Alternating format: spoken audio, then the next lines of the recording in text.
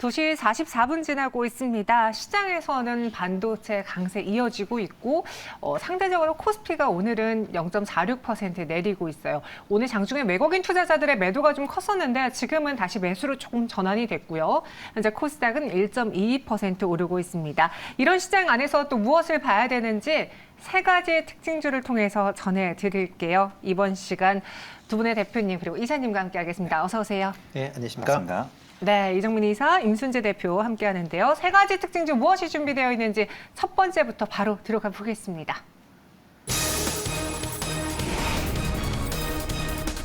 업황 바닥 이야기가 솔솔 흘러나오는 반도체주 강세입니다. 저희가 조금 전에도 이제 반도체 이야기를 했는데 간밤에 미증시에서 반도체주가 강하게 올랐다고요. 제가 예전에 저희 매일경제TV에서 하는 유튜브에서 미국 기술주 하나, 반도체주 하나 갖고 있다고 제가 언급을 한 적이 있는데 그 종목이 또 잘 갔다고 칭찬을 축하를 해주고 계시더라고요. 왜 간밤에 미증시에서 그렇게 반도체주가 잘 갔습니까? 일단 뭐 반도체 관련주들이 뭐 그동안 이제 그러니까 금리가 조금 안정이 된다라는 관점에서 성장주에 대한 이제 기대감이 커졌다라고 보시는 게 더 맞지 않을까 싶고요. 뭐 지금 특별하게 특히 이제 엔비디아가 이제 시장을 이제 이끈다라고 보시는 게 맞을 것 같고요. 뭐 특히 이제 GPU 관련돼서 뭐 최근 들어 이제 시장에서 가장 관심을 많이 받는 거 아닌가라는 생각을 해보고 있습니다. 뭐 그런 여파 때문에 이제 국내의 반도체주도 좋은 그런 흐름세를 좀 보이고 있다라고 보시면 될 것 같습니다. 또 여기 이제 국내 같은 경우에 지금 뭐 용인의 대규모 뭐 300조 규모의 이제 반도체 클러스터를 이제 만들겠다라고 얘기를 했는데 뭐 이거를 만들게 된다라고 하게 되면 이제 여러 이제 또 절차들이 이제 필요한 그런 상황인데요. 정부에서 신속 예타를 통해서 최대한 이런 이제 단지를 만드는데 시간을 주겠다라는 또 그런 얘기가 나오면서 전반적으로 반도체 투자에 대한 투자 심리가 개선된 거 아닌가라는 생각을 해보고 있습니다. 그런데 심리가 개선됐다라고 말은 하지만 지금 국내에서는 삼성전자에 대한 그 실적 이야기가 계속 전망치가 하향 조정되고 있고 뭐 최악의 재고 상태다. 그리고 감산을 안 하겠다라고 말은 했지만 그래도 감산이 이루어지고 있는 상황이다. 여러 가지 말들이 많이 나오고 있거든요. 이렇게 되면 우리가 생각했던 것보다 더 심각하다. 그럼 회복되는 시간도 더 길어지는 거 아닙니까? 네, 그럴 수도 있습니다. 하지만 항상 우리가 생각해야 될 게요. 주가의 움직임은 별도로 좀 생각을 해야 된다라고 시청자 여러분들께 말씀을 좀 드리고 싶습니다. 우리가 작년과 재작년을 떠올려 봤을 때 반도체 대형주와 관련되어서는요. 가장 주목받는 키워드가 있었죠. 바로 마법의 단어죠. 선반영입니다. 네, 이런 악재들도 전부 다 주가에 좀 선반영이 되었다라고 저는 좀 시청자 여러분들께 좀 강하게 말씀을 드리고 싶고요. 그동안 삼성전자만 놓고 보더라도 그 최대 실적을 발표를 해도 항상 피크아웃이라는 단어와 함께 항상 좀 하락하는 모습을 좀 보여줬었죠. 그렇기 때문에 앞으로 이제 흘러나올 뉴스들이 예를 들어서 뭐 악성 재고가 굉장히 더 많이 늘었다 또는 뭐 실적이 이번에 굉장히 안 좋을 것이다라는 뉴스가 나온다고 하더라도 오히려 주가는 뭐 보합세나 또는 상승하는 그런 모습들을 좀 보여줄 것으로 저는 좀 생각을 하고 있습니다. 또한 방금 앵커께서 잠깐 언급을 좀 해주셨는데요. 그 시장에서 그동안 바랬던 바가 삼성에서는 좀 감산을 하면 더더욱 턴어라운드가 좀 빨리 일어나지 않을까 이런 식으로 시장에서 많이 좀 예상을 했었습니다. 근데 삼성에서 공식적으로 발표하기로는 인위적인 감산은 하지 않겠다라고 선언적인 이야기를 한번 하면서 또 주가가 한번 출렁인 적이 있었었죠. 하지만 지금 현재 올해 같은 경우에는요. 협력업체들 1분기 수주 물량을 한번 시장에서 평가를 해봤더니 이미 그 평소보다 30% 정도 감소한 것으로 현재 알려지고 있습니다. 그렇기 때문에 삼성에서는 대외적으로 알려진 것과는 반대로 오히려 악성 재고에 대해서 굉장히 기민하게 현재 대응을 하고 있는 것으로 현재 시장에서는 좀 평가를 하고 있습니다. 그럼 삼성전자뿐만 아니라 SK 하이닉스 같은 경우에도 올해 1분기 영업 손실 같은 경우에는 3조 5천억 원에서 4조 원을 현재 예상하는 증권사들이 많습니다. 그래서 이와 관련된 실적으로 인해서 이미 주가는 한번 출렁인 적이 있기 때문에 똑같은 이슈로 주가가 이제 그 하방 압력을 받으면서 오히려 저점을 이탈할 가능성은 굉장히 낮기 때문에 최근에 나오는 이런 노이즈성 이슈들로 인해서 관련주를 들고 계신 분들이 매도할 필요는 전혀 없다라고 정리해서 좀 말씀을 드리겠습니다. 괜히 그런 악재라는 그러니까 좀 좋지 않은 소식에 흔들릴 필요는 없다라는 이야기. 임순재 대표님도 동의하십니까? 약간 좀 전 다르게 좀 생각할 수 있거든요. 그러니까 일단 재고라는 부분이 상당 부분 좀 증가하고 있다는 건 상당히 문제가 있습니다. 지금 21주 정도, 그러니까 어떻게 보면 지금 5달 이상의 지금 판매량을 지금 재고로 갖고 있다라고 보시면 될 것 같고요. 이런 재고가 늘어난다라는 게 전방 산업이 IT 산업이 좋아져야 된다라는 기대감이 같이 있어야 되는데 지금 그 기대감이 상당히 좀 줄어들고 있다라는 겁니다. 뭐 지금 1분기에 지금 발주가 한 30% 정도 줄었을 것이다라고 지금 추정은 되고 있는데 작년 이제 4분기를 본다라고 하게 되면 시장 전체적으로 30% 정도가 감소를 했습니다. 그러니까 시장 자체가 계속 줄어들고 있기 때문에 그 이 와중에서 삼성전자가 뭐 시장이 줄고 있기 때문에 본의 아니게 지금 생산량을 줄인 거지 뭐 네. 일부러 다른 기업처럼 생산량을 줄이고 있는 건 아니다라고 보시면 될 것 같고요. 뭐 그러다 보니까 지금 이제 지금 전부 다 그 사람들이 기대하고 있는 것 중에 가장 큰 게 상반기에 바닥을 찍고 하반기에 좋아질 것이다. IT 특히 이제 IT 기기나 이제 클라우드 관련된 그런 이제 수요가 증가할 것이다라는 기대는 하고 있지만 현재 상황에서 경기에 대한 바닥이 언제인지에 대한 부분이 계속 지금 미뤄지고 있다라고 보시면 될 것 같습니다. 뭐 지금 뭐 하반기에 과연 IT 업체가 이제 바닥을 찍고 상승 턴어라운드 할 것이냐 아직까지는 좀 퀘스천일 것 같고요. 네. 지금 이제 미국 같은 경우도 뭐 금리 인상을 이제 멈추는 시점에서 이제는 조금 뭐 금리 완화를 하면 이제 투자가 다시 확대될 것이다라고 예상을 하고 있지만 경기 측면에서 본다라고 하게 되면 아직까지는 올해 내에 과연 투자가 이루어질지 여부는 좀 더 지켜보셔서 해야 되지 않을까. 그렇기 때문에 지금 당장의 투자보다는 조금 시간을 두고 매출이나 아니면 전반적인 업황을 보고 나서 아마 투자를 하셔도 늦지 않지 않나라는 생각을 해보고 있습니다. 지금 당장은 좀 시기상조일 수 있다. 확인해 보자라는 건데. 네, 그렇죠. 그런데 지금 반도체가 이렇게 안 좋다 보니까 그런 네. 건지 모르겠어요. 물론 또 각국에서는 반도체 이 패권을 놓치지 않으려고 여러 가지 법안들을 내놓고 있어요. 뭐 네. 미국에서도 그쵸. 중국 신경 써야 네. 되죠. 우리는 또 우리 거 키워야 되죠. TSMC 따라가려고 삼성도 노력하고 있죠. 여러 가지 뉴스들이 많은데 그중에서 우리가 좀 살펴봐야 될 가장 중요한 투자 포인트 이슈 있습니까? 네, 제가 생각했을 때는 결국에 지금 현재 헤게모니와 관련되어서 반도체 네. 권력과 관련되어서는 미국이 가장 큰 이슈를 지금 현재 몰이를 하고 있죠. 어제 같은 경우에는 미국 상무부에서 이제 반도체 지원법 가이드라인에 대해서 세부 조항에 대한 발표가 있었습니다. 그래서 그 부분을 시청자 여러분들께 좀 소개를 좀 해드리려고 하는데요. 특히나 기존 같은 경우에는 어쨌든 방향성에 대한 부분은 어느 정도 나왔었지만 이런 디테일한 사항들에 대해서는 추후에 발표하기로 되어 있었었는데 그 부분이 이번에 이제 명확하게 좀 드러났습니다. 특히나 가장 중요한 부분 중에 하나는 세액 공제를 25% 정도 미국 정부에서 이제 해주기로 되어 있었는데 이 공제받는 혜택을 그 기업들이 이 금액과 관련되어서는 적성 국가, 미국에서 생각하는 우려 국가의 사용을 금지한다라고 밝혔습니다. 그래서 콕 집어서 이야기는 하진 않았지만 결국에 러시아와 중국을 염두에 두고 이런 식으로 조항을 넣었다라고 우리가 좀 생각을 할 수 있을 것 같은데요. 네. 특히나 이제 또 시장에서 가장 염려했던 부분 중에 하나는 그 업계에서 그 기술 규제에 대한 부분에 대해서 가장 좀 염려를 많이 했었습니다. 하지만 이번 세부 사항들을 좀 살펴봤더니 기술보다는 양적 규제만 현재 시행하는 것으로 알려지고 있기 때문에 기술 규제에 대한 부분이 빠진 부분은 분명 국내 기업에게는 이로운 부분이 있다라고 좀 말씀을 드릴 수 있을 것 같습니다. 저희 시청자분들 중에서 반도체 안 들고 있는 사람은 없다라고 이야기가 나오고 있고 지금 한 분은 삼성전자의 손실이 큰데 불안하지는 않대요. 네, 불멸의 그렇죠. 삼성전자다 네, 보니 네. 믿고 보겠다, 기다리겠다라는 입장이거든요. 그럼 우리가 조금 더 이 시장 안에서 반도체가 돌아설 때 탄력적으로 움직일 수 있는 혹은 핵심이 될 만한 반도체 에코프로 BM이 될 만한 그런 종목이 있을까요? 두 분의 생각 다 들어보고 싶어요. 네, 일단 뭐 반도체 관련돼서 뭐 여러 가지 그러니까 종류들이 있습니다. 네. 그 중에서 제 생각에 이제 시스템 반도체 관련돼서 디자인 하우스 같은 경우 조금 관심 있게 보시면 어떨까 싶습니다. 맞아요.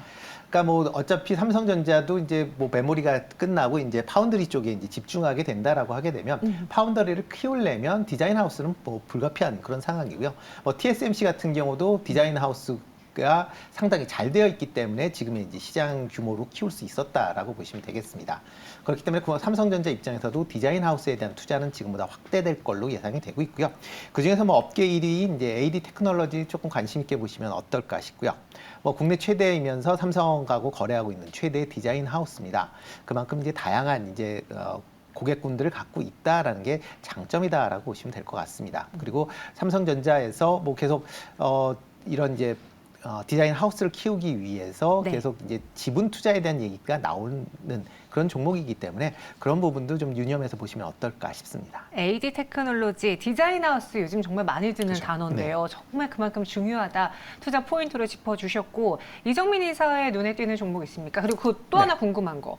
오늘 2차 전지가 몇몇 종목이 빠지고 반도체가 강하게 올라잖아요. 네. 수급이 이동하고 있는 그 증거라고 봐도 될까요? 네, 저는 일부 좀 조짐이 보이고 있다라고 좀 말씀을 드리겠고요. 네. 어제 또 시장 오늘과 내일 시간에 그러니까요. 다뤄주셨잖아요. 네. 네, 그래서 저도 방송을 좀 보고 있었는데요. 에코프로가 1분 동안 12% 빠졌습니다. 그러면서 저도 바로 이제 수급을 좀 확인을 해봤었는데 어제 같은 경우는 이 빠지면서 정확하게 반도체 섹터와 바이오 섹터에 돈이 몰리는 모습이 보여줬습니다. 그렇기 때문에 앞으로 2차 전지 관련된 쪽에서 이제 다른 섹터로 이제 돈이 이동한다라면은 반도체와 바이오 섹터 쪽으로 아마 우리가 좀 생각을 해야 되지 않을까 이렇게 좀 우리 시청자 여러분들께서도 좀 기억을 하시면 좋을 것 같고요. 특히나 최근에 이제 반도체와 관련되어서 가장 좋았던 종목 두 가지를 뽑자면은 HPSP랑 그다음에 주성 엔지니어링. 오늘 같은 경우에 주성 엔지니어링이 지금 현재 16%대 상승하는 모습을 좀 보여주고 있죠. HPSP 같은 경우도 최근에 굉장히 신규 상장주답게 좋은 상승 흐름을 좀 보여주고 있었습니다. 하지만 또 반도체 섹터와 관련된 종목들 굉장히 많죠.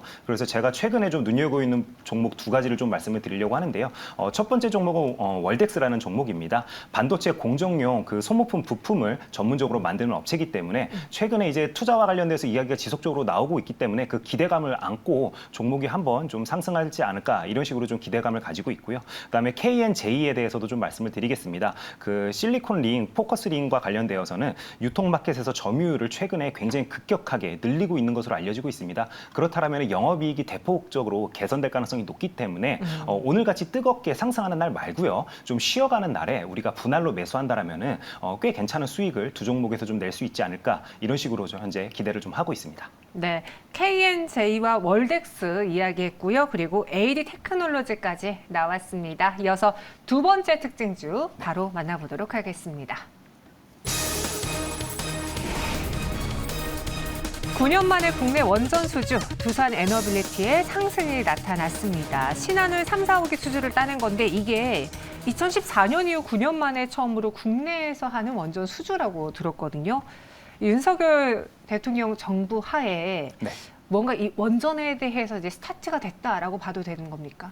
이제 본격적으로 어떻게 보면은 실행되고 있다라고 시청자 여러분들께서 좀 기억을 하시면 될 것 같습니다. 네. 그래서 어제 같은 경우는 또 단독 기사가 나왔죠. 네, 두산 에너빌리티가 29일 날 설비 공급 계약 체결 예정이라는 이제 그 기사가 나왔습니다. 그러면서 이제 수주 규모는 약 한 2조 9천억 원 정도 되는 것으로 현재 알려지고 있는데요.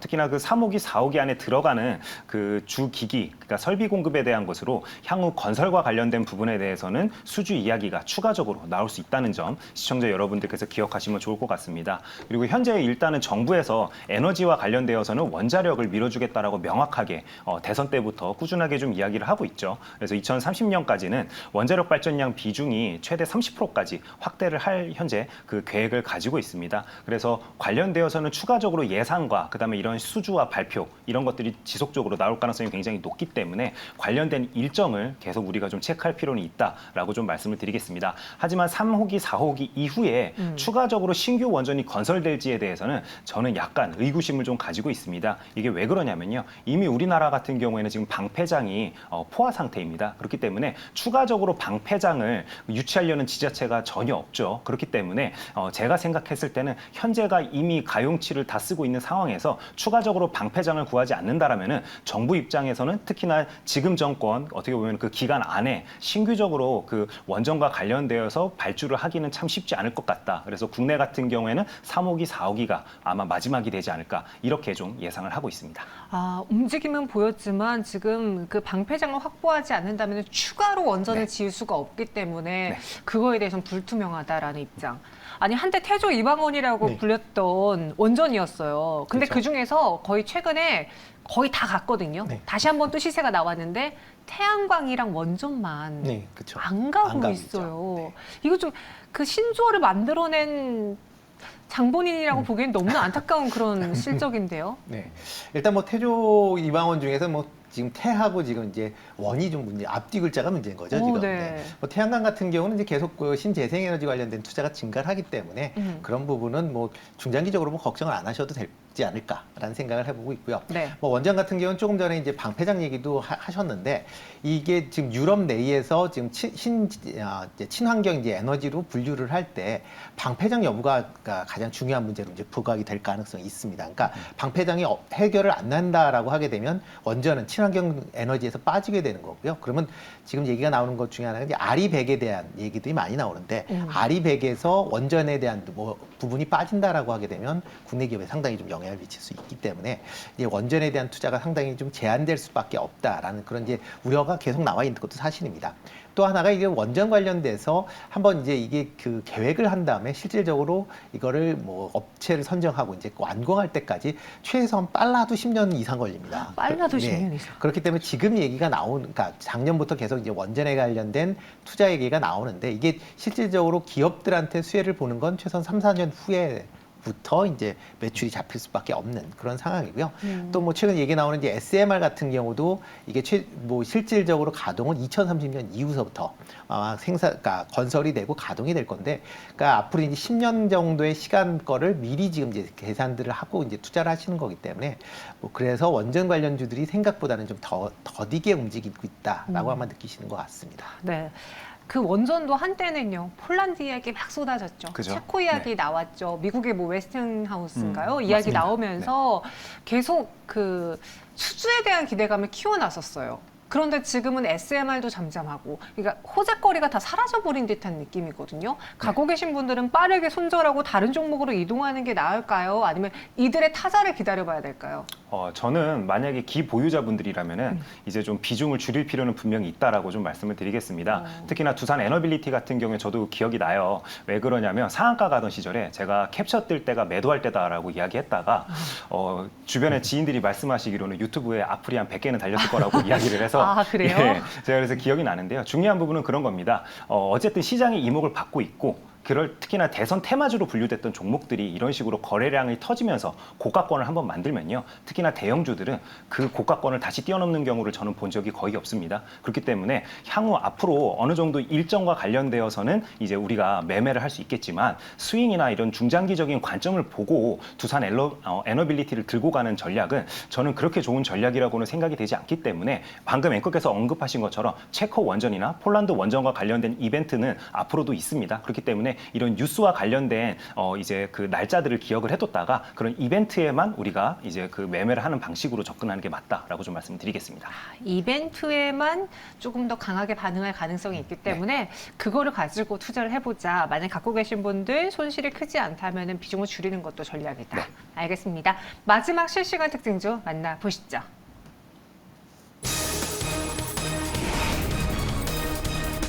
실적도 신작도 아쉬운 사면 초과의 크래프톤입니다.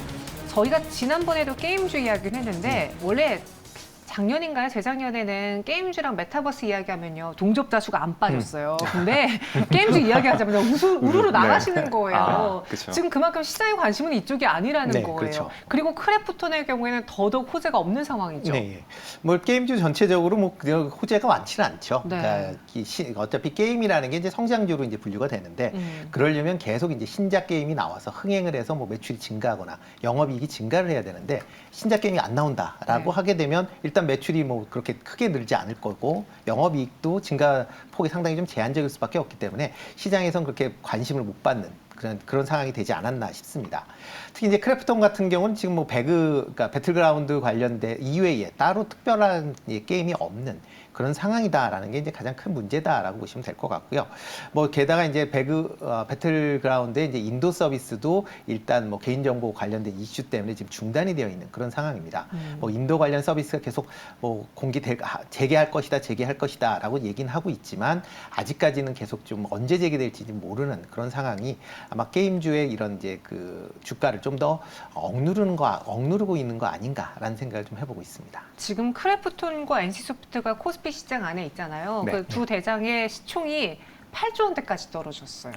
네, 그렇게 많이 좀 추락한 상태에서 한동안 이야기 있었던 뭐 콘솔도 지금은 조용한 것 같고 파노도 발급했다라고 해서 그날만 반짝 오르게 되고 언제쯤 도대체 이들이 같이 빛을 받게 될지 활기차지게 되는 그 시점은 아직은 좀 먼 겁니까? 네, 제가 생각했을 때는 시장의 이목을 끌만한 뉴스가 일단은 부재하다는 게 가장 큰 문제점이 될 것 같습니다. 그렇기 때문에 당분간 특히나 이런 대형주들 같은 경우에는 제가 2022년도 때 출연해서는 항상 말씀드렸던 게 네. 대형주가 그 121선 이하일 때는 매매할 필요가 전혀 없다라고 좀 말씀을 드렸었죠. 근데 이 두 종목 모두 다 지금 현재 장기 평선 밑에서 현재 주가가 움직이고 있기 때문에 적어도 장기 평선을 올라타면은 지금까지 시장에서 나왔던 긍정적인 뉴스들이 재해석되면서 다시 한번 주가가 반응할 수는 있습니다. 하지만 현재 그런 모습을 전혀 보여주고 있지 않기 때문에 우리가 당분간은 이런 침체기를 겪는 종목에 대해서는 어쩔 수 없이 바라보는 게 맞다라고 좀 생각이 되고요. 특히나 제가 한 가지 그나마 그래도 좀 긍정적으로 생각하는 부분은 만약에 본격적으로 정말 그 경기 침체가 일어나게 된다라면은 우리가 과거의 사례를 이제 들어봤을 때 모바일 게임에 대한 수요가 증가를 합니다. 왜 그러냐면 사람들이 그 외부에서 돌아다니면서 돈 쓰는 부분을 주저하기 때문에 집 안에서 모바일 게임을 많이 하는 경향을 보였었습니다. 그렇기 때문에 그런 부분들을 좀 생각해 본다라면은 키워드를 한번 그러면은 경기 침체 쪽에서 오히려 반사수혜로 모바일 게임에서 좀 찾아보자라고 좀 말씀을 드리겠고요. 특히나 크래프톤 같은 경우는 이번에 대표님이 그 인터뷰를 하신 내용이 있어서 제가 좀 읽어봤었는데요. 한국 같은 경우에는 20살 20살 그 청년들이 50만 명이라고 합니다. 근데 인도 시장 같은 경우는 2,600만 명이라고 합니다. 그렇기 때문에 지금 현재 크래프톤이 계속 인도 시장에 문을 두들기고 있다라고 밝히고 있더라고요. 그렇기 때문에 제가 생각했을 때는 그 방향성에 대해서는 회사가 그래도 잘 맞춰서 가고 있다라고 말씀을 좀 드릴 수 있을 것 같습니다. 인도 시장에서 성공했으면 좋겠습니다. 네. 크래프톤, NC소프트 지금은 아쉬운 게임주들인데요. 현 구간에서의 막 공격적인 매수라던가 투자 전략은 세우지 않는 게 좋겠습니다. 오늘 세 가지 특징 좀 알아봤고요. 두 분 여기서 인사드릴게요. 설명 고맙습니다. 네, 네, 감사합니다. 고맙습니다.